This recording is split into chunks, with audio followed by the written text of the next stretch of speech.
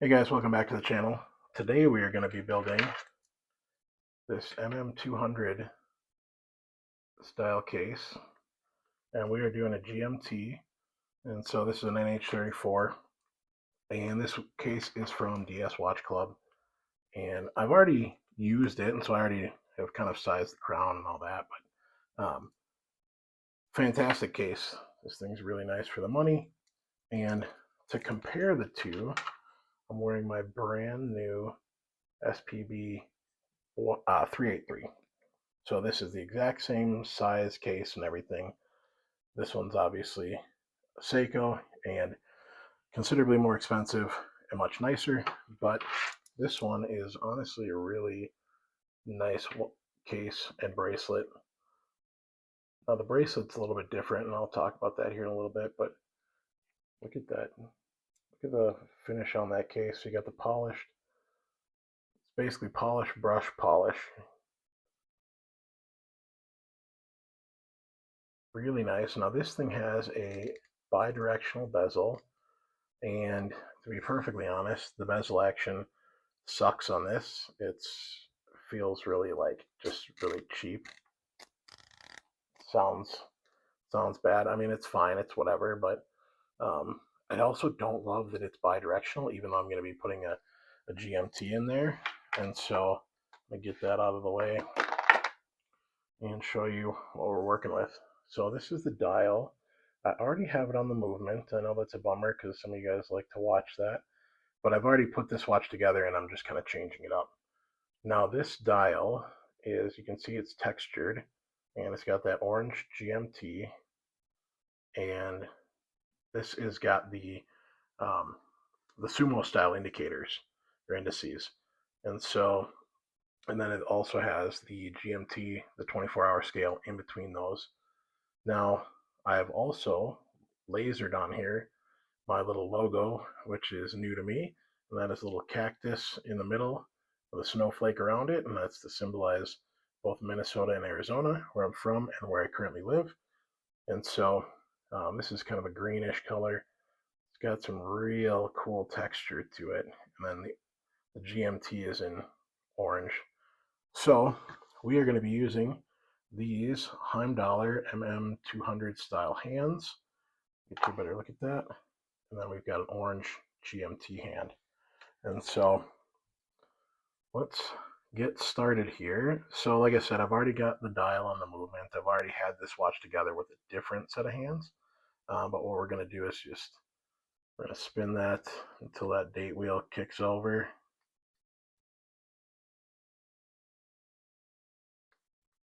Come on. There it goes. Perfect. Let's get a hold of this guy. And I like to do this kind of upside down with the 12 o'clock facing me.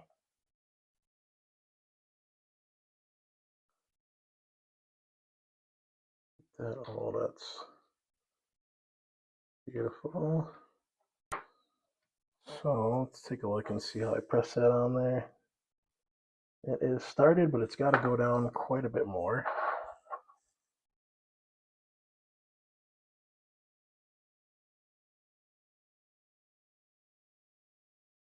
That felt good. Give it a look. All right, so now what you guys can probably see is it's kind of sticking up on the tip. It's angled up there. And so we're gonna push that down and put a little bit more pressure this way to tilt that nose down.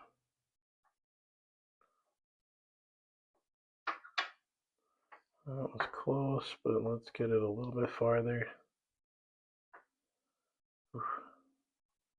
These NH34s, by the time you get done with it, with the whole hand stack, there's a ton of stuff in there. And so you really got to get that pretty low. Kind of hard to see, barely sticking up. Looks nice and flat, and it looks, well, it's not perfectly, no, that is like perfectly at 12 o'clock. you know, that 12 o'clock indices got a split down the middle, and so that's really nice for lining things up. So there they are. Oh, that one's upside down. There we go. So beautiful, really nice hands. I believe these are heimdallr. I'll have to double check. If they're not, I'll put a note. But heimdallr makes some really nice hands, and their loom is really good. So that's why I like getting their hands if I can. So let's get this nice chunky hour hand. And let's get this at the midnight. I'll try to keep it in the camera frame here for you guys. That's why you're here. For stuff to be in the camera frame. That looks good.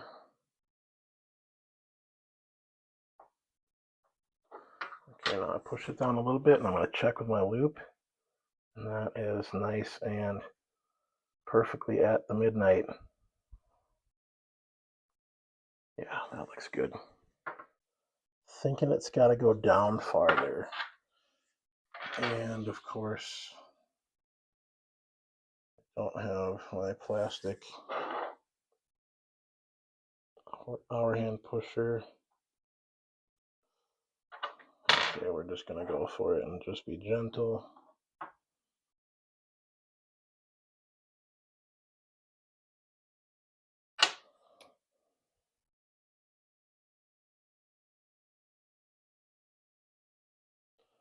Yeah, I don't love that. I really don't. It is making some tiny little marks on that ridge. Really hard to see.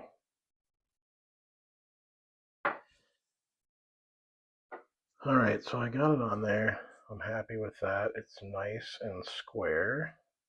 It's square to the GMT hand.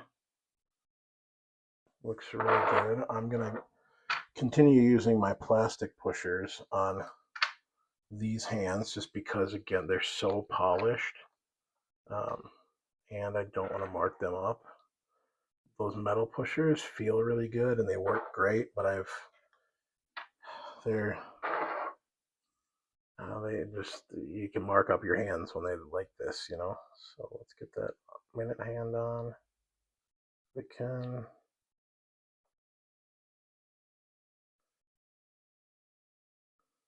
Come on.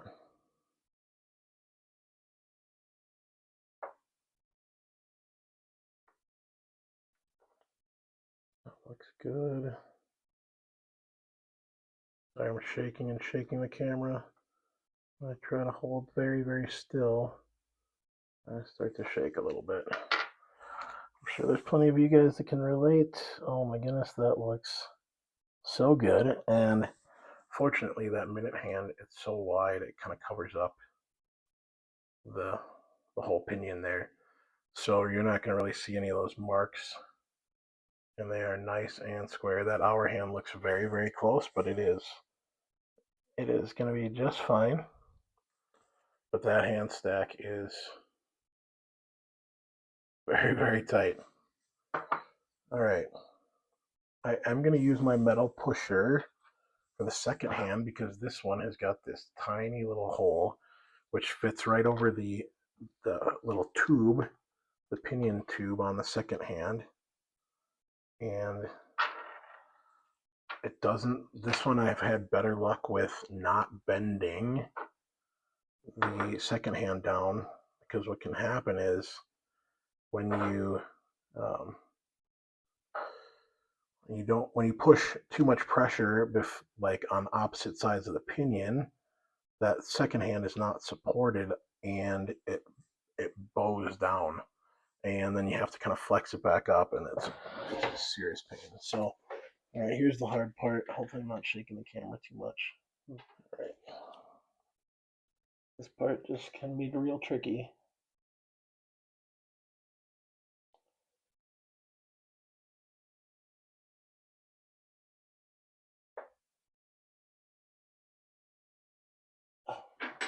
There we go. That looks great. And the hand didn't bend or flex at all. You can see what I'm talking about. if you put too much pressure on the front and back, that second hand is so delicate. You have to be very, very gentle. Okay, so there it clears. Now everything's spinning freely, you know that it's all cleared. So that's good. Let's spin this around.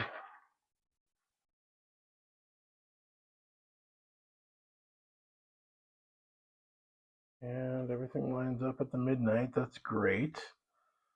Let's see what this second hand does.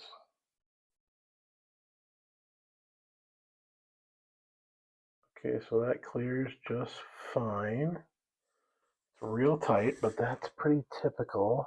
And cannot go lower with that minute hand. I like to look at this through the loop as it passes by so that I make sure everything looks good. And I can see it from the side. Make sure that there is enough clearance. Boy, that is real close. We are going to do the plastic bag trick again. Give that another try. And just flex the tip of that up just a little bit.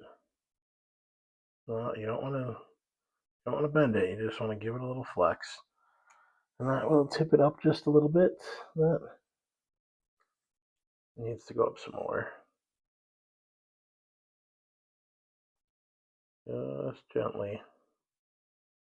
All right, let's have a look as it's spinning around.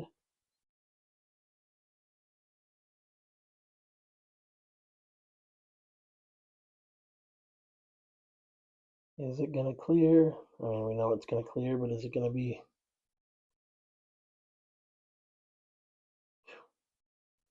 That is not a lot of clearance. But let's see how it looks with the GMT hand. Okay, so that's perfect. That is really good clearance. And the minute hand, let's see that. The second hand, well, it's close, but it's better. That is much better. There's probably no way for me to show you that. There we go. You can see that is so close.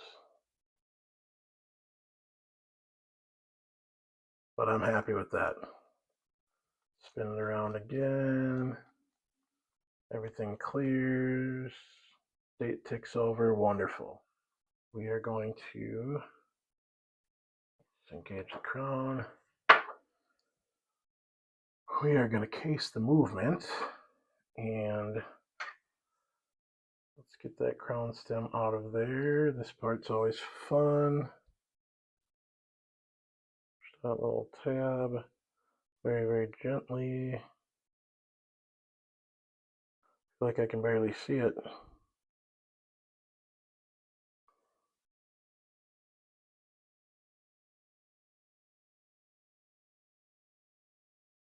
There we go.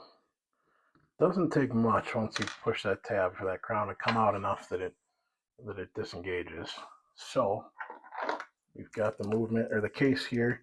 Now, my one complaint with this case is that these lugs fit so tight, and I can't compress the spring bars to get them out. It's like they're in there like semi-permanently now, which is, I mean, not the end of the world. The fit and finish on these is great, and there's like no play at all.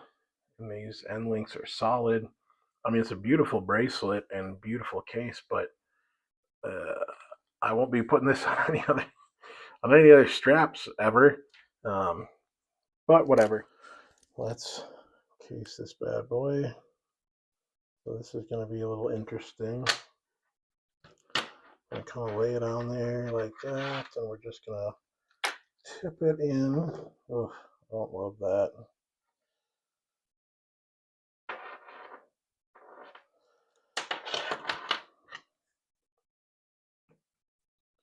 Yeah, there we go. Press down in there very gently, minding the bell. Oh God! Oh, there. All right. So now You can see it's way off because I couldn't line it up very well. So we are going to line up the crown tube or the crown slot.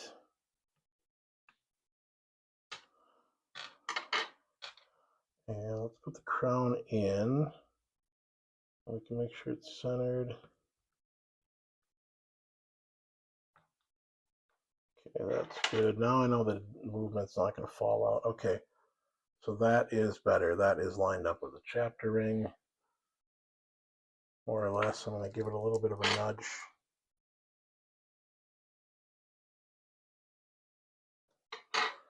Of course, bump the camera. That looks better. All right. I'm sure that sound of the bracelet, the end of the bracelet dragging on the desk is driving everybody nuts. I apologize for that. All right, so we got the case back gasket.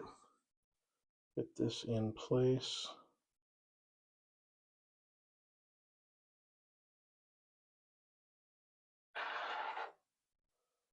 I hate working on these with the bracelet still on. I just don't like that, and it's in the way, and I feel like it leaves it open for scratching the front of the bracelet.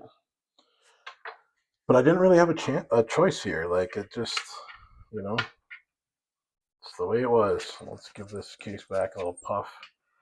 This case back is real nice too. It's just flat. There's no branding. There's no nothing. It's circular brushed in the middle, polished bevel around the edge. It's beautiful. This case is really nice. Good value. I think it was about $138 altogether. You got your choice of different colors for the chapter ring and different colors for the bezel insert. And they were all pretty good. I just obviously chose black. Let's get this on there. I like to put that little baggie on there. I never used to do that, and now I do it because it's good. It's good practice, especially on some of these nicer ones that are a little bit more polished and things like that. All right, case back on. That's nice and snug. Man, that looks so good. That GMT. Let me just zoom in here. Get that.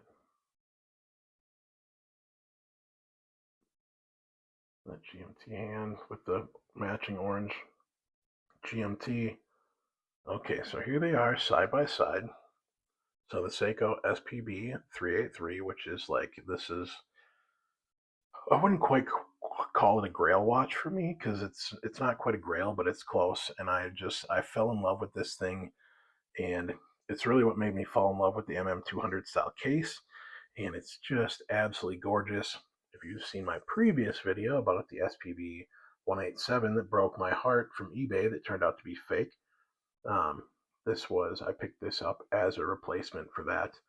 And I got it from Arizona Fine Time, and I'm going to do a full video on this watch and my experience with Arizona Fine Time and John over there.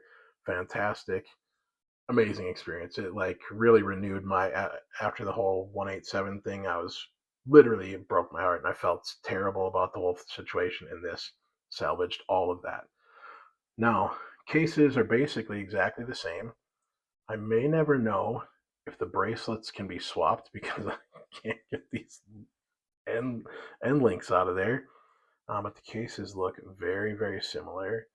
The crowns are a little bit different. You can see the crown on this sticks out a little bit farther, at least to the eye. Not by a whole lot, but by a little bit. The bezel on this one is a little bit more simple. It's kind of this just squared off, not quite coin edge, but almost. And this one is just a much more refined, but it's got kind of an angle to it, and the bezel insert slopes down just a little bit, and you can see it's like this. The crystal on the 383 sticks up. The crystal on this one sticks up just a tiny bit, but you can see just a little bit different kind of profile, mostly that bezel ring. But this watch, for the price and the value, I mean, this is absolutely beautiful. This bracelet is on par with just about anything. Now, it's all brushed, and then you've got these like polished little, these are separate links. This is all separate, you can see. And so this is like technically a 5 link. You know, these little polished sections are gorgeous and they're kind of angular and they just catch the light. I mean, this thing is a phenomenal case. Now, my other big complaint with this is the clasp. It is a nice clasp. I will give them that, but I like this fold over style. That's just my preference. And then the other thing I do is I put one of these on everything I own because it's got 6 micro adjustments and they're heavy duty and they look really nice. And that's what I was going to do on this one because this only has 3 micro adjustments and I like the fold over. But you can see where it connects. It connects where the center link would be. And it's not a flat section here like this one is. You can see that's flat and a spring bar goes through there. This one has got a pin and collar. And so there's a collar inside this section of the clasp. I pushed it out and I tried, but this pinhole is that hole is too small for a spring bar to go through. So I couldn't even run a spring bar through there and put it on this clasp and still just have a gap there, which would have been fine. You know, so that was kind of disappointing. But aside from that, like that's a really small complaint, honestly, and it's a preference. It's my preference, but you know, it's pretty silly all in all. You know, this thing is gorgeous. The finishing on it is really, really good. You know, of course, is the Seiko going to be better? Yeah, of course it is. It's considerably more expensive and just a nicer, higher end watch. But I'm very happy with this thing. Let's see how it looks on the wrist. All right, so there it is on the wrist. Fits great. It feels nice. I've already worn this, like I said, because I threw it together because I couldn't help myself. But it feels great. It looks great. I really love this watch. I love the green. I love the orange. You know, this thing is a killer. And I struggled finding a dial because I wanted a dive bezel, but I needed GMT indicators. And then I needed something. This has got the minute track on the chapter ring. And I didn't want to have to swap that out, so I needed a dial that had GMT indicators. And there's just really not much out there. This was about it. So this one you can see again, it's got the GMT indicators on the chapter ring. So I don't know, what do you guys think? Was this a pretty good comparison? What do you think about this build? Do you like it? Do you hate it?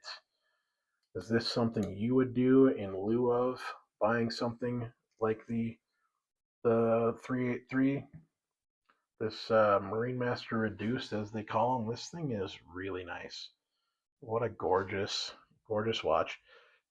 It's like in my opinion, it wears like an SKX, but this is like a gentleman's SKX. You know, the SKX is great, and there are plenty of gentlemen that wear them, and they're a fantastic watch, but this is like a refined SKX. That's how this wears. And so that's exactly why I bought this one too, because it's like a much more beautiful, refined SKX. So anyways, I hope you guys enjoyed this build. I'm going to be wearing it all the time. I'm going to get a lot of use out of this one. Well, we couldn't go through all that and make it this far without a lume shot. So let's have a lume shot. We'll charge it up with the black light, get it nice and bright. Here we go.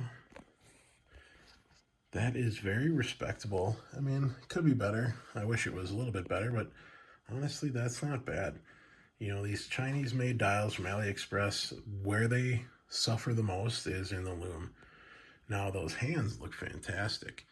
They look as good as the Seiko hands. So I'm super happy with that. Lume's not the biggest deal in the world to me, you know, so this is fine. I've got plenty of watches that don't have crazy bright lume. That's fine. If you guys made it this far in the video, I appreciate it. Thanks for watching. If you found it interesting or liked this video, feel free to give the video a thumbs up and give my channel a follow. It's much appreciated. Thanks for joining me, guys.